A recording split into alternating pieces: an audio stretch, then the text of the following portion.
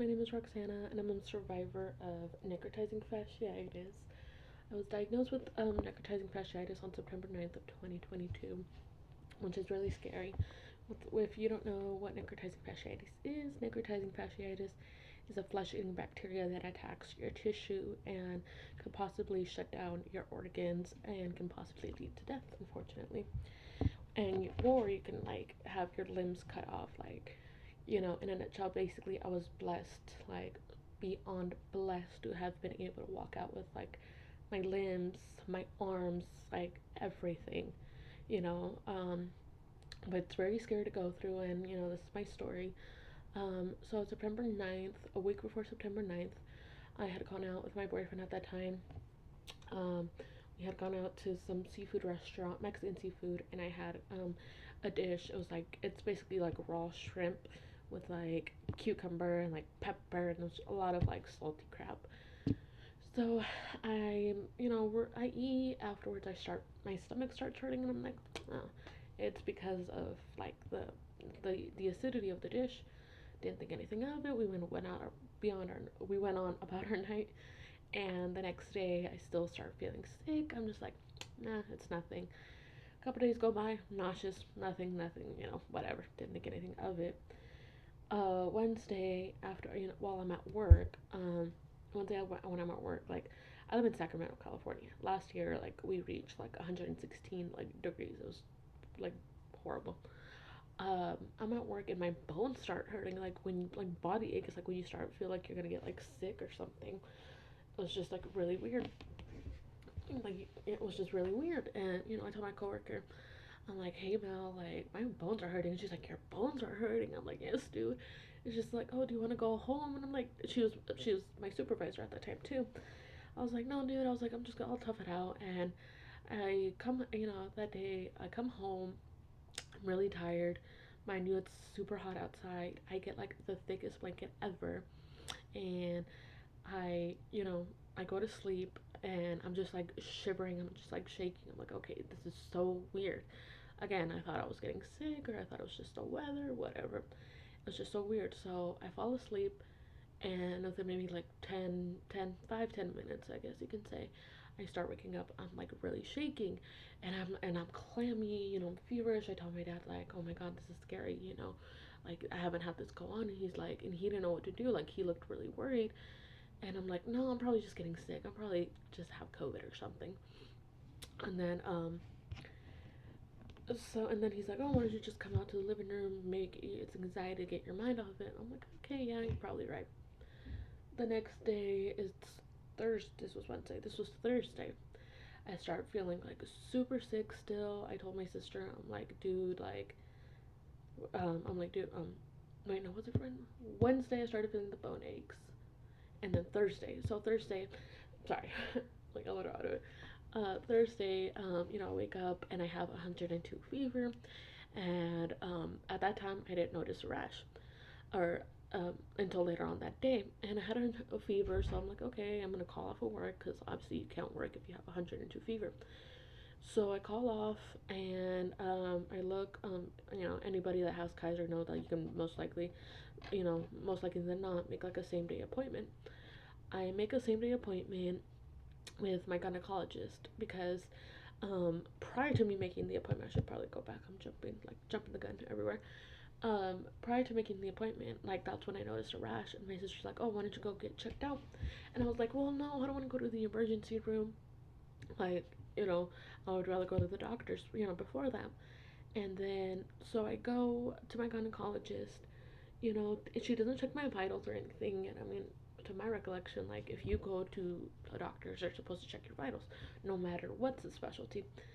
Um, I get there, and she examines me, and she sees the scar, or she sees the cyst, because it was a cyst in her thigh in the rash. She sees it and she's like, "Well, I don't know what you want me to do about it." And she sends me home with antibiotics, and she's like, totally dismissing me, washing her hands, like, if you don't feel better, come back in 10 days, like literally with that hand gesture. And I was like, bitch, like no, like we're not doing this. But at the same time, I'm like, what do I know? So, and it's like crazy because like necrotizing fasciitis is like the most misdiagnosed like illness, I guess you can say, because it's mostly misdiagnosed because people think, oh, I either have the flu or COVID or stuff like that, you know?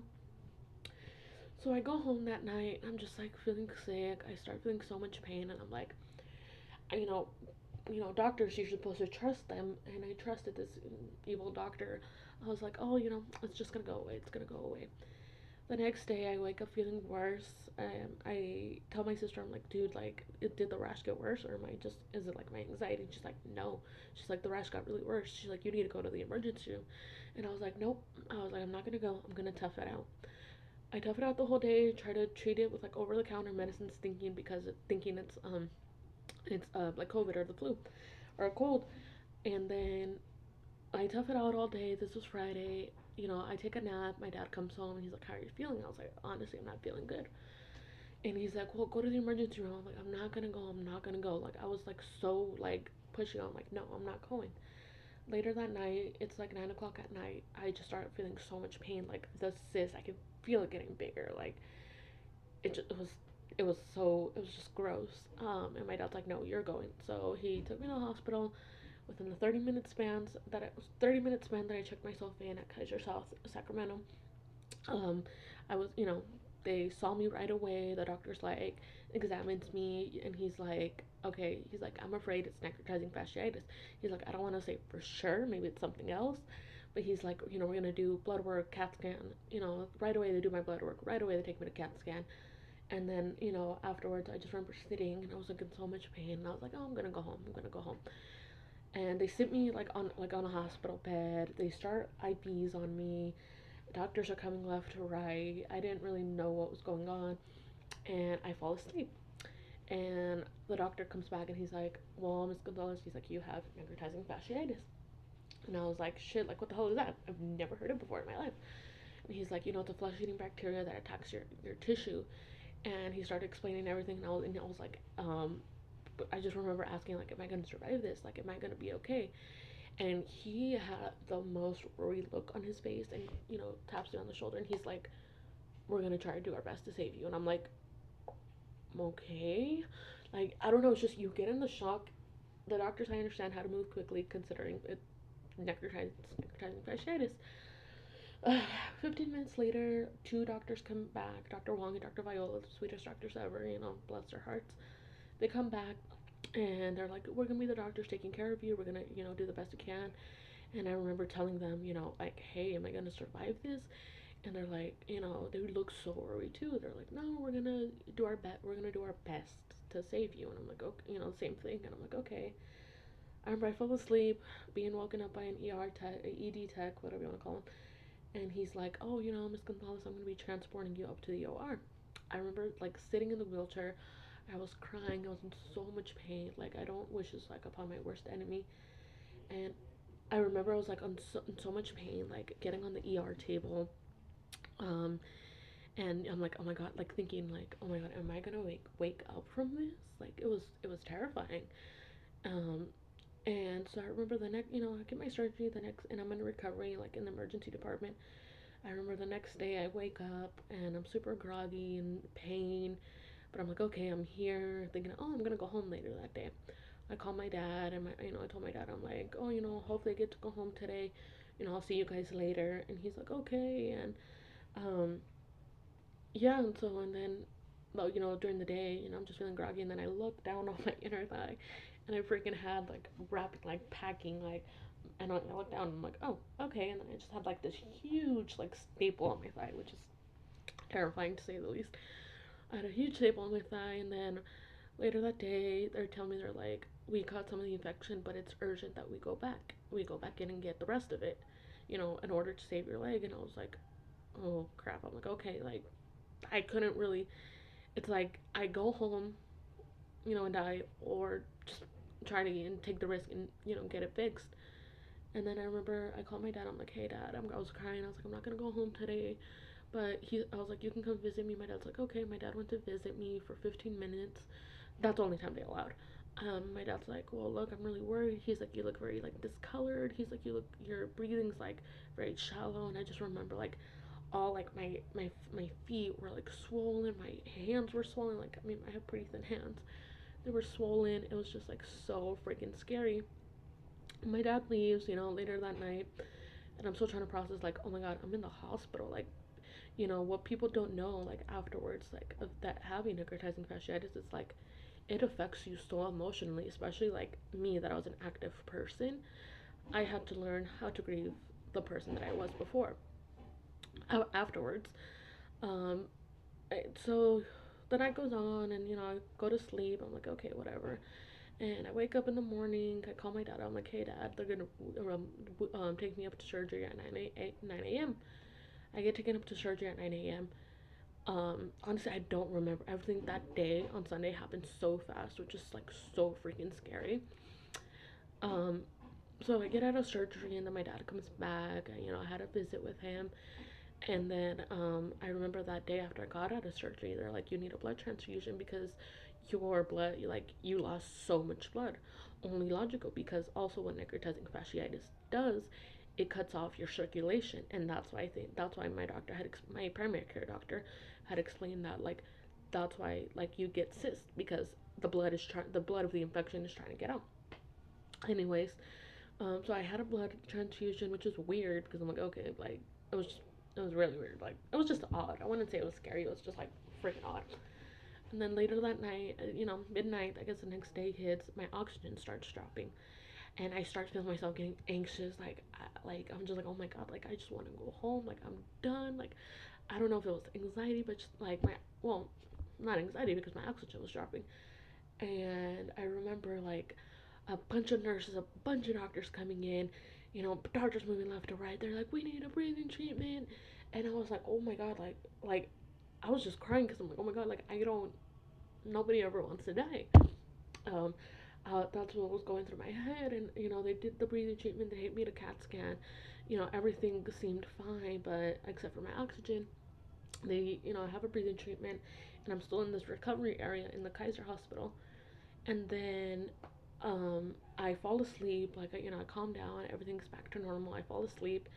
Um, or I think I fell asleep. I think maybe I lost consciousness because I remember waking up and I see an ICU doctor, and he's like, "Oh, Miss Gonzalez," he's like, "We need to intubate you urgently." And I was like, "Holy hell!"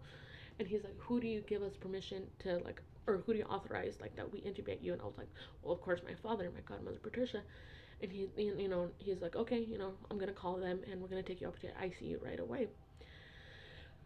I kid you not, God is so freaking good that when I get up to the ICU, they connect me, they do whatever, my oxygen is back at 100%.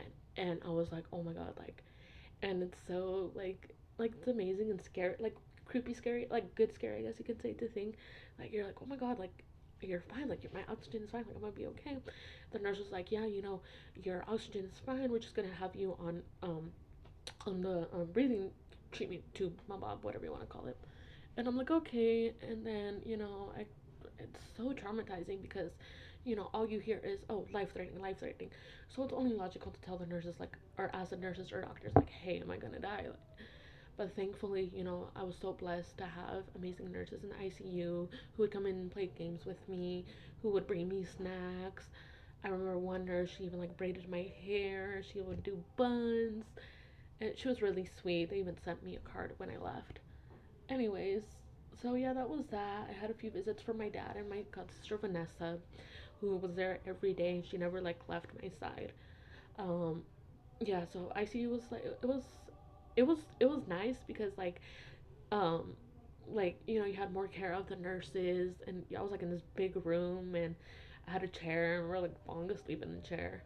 And then the next day, I remember because of the antibiotics, I wasn't pooping right, and I had to be that was weird because I had to be isolated, and because they thought I had something called C. diff, and it was just so weird, being isolated.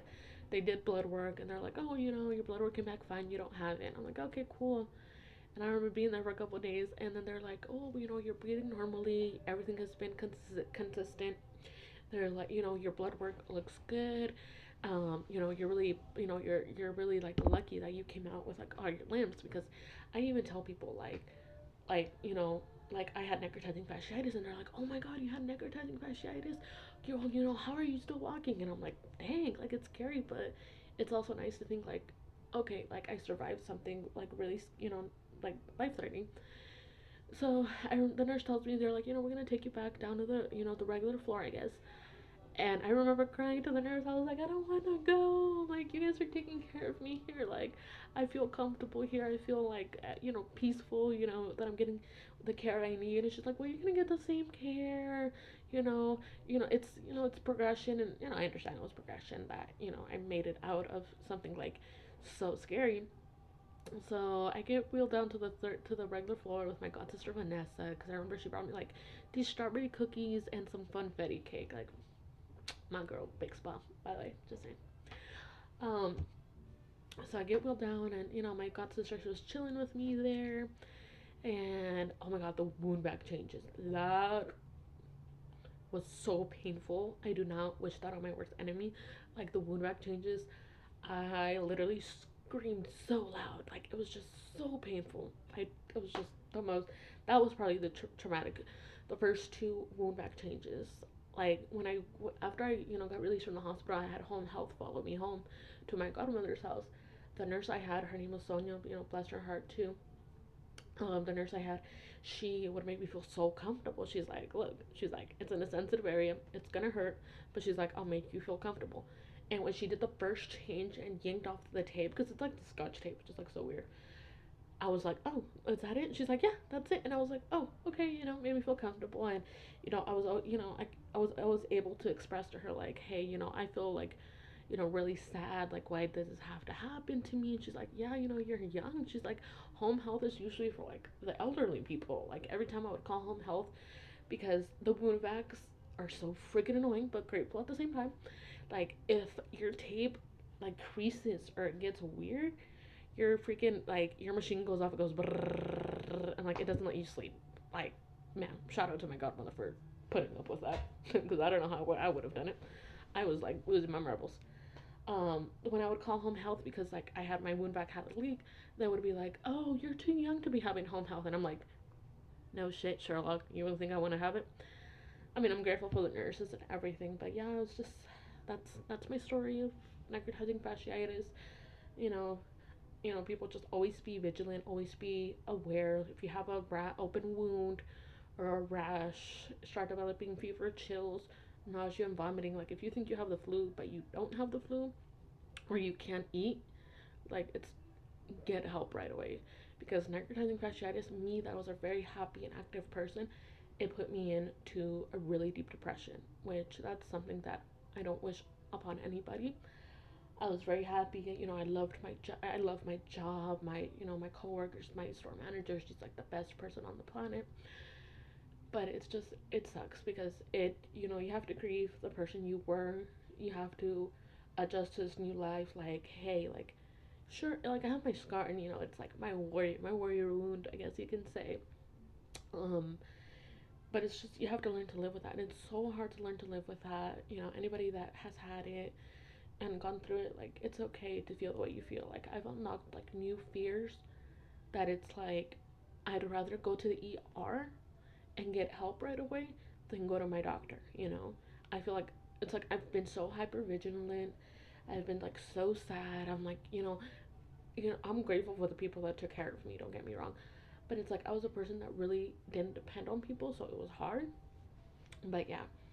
Um, yeah, so that's a little bit of my story, and it's perfectly normal to feel the way you feel.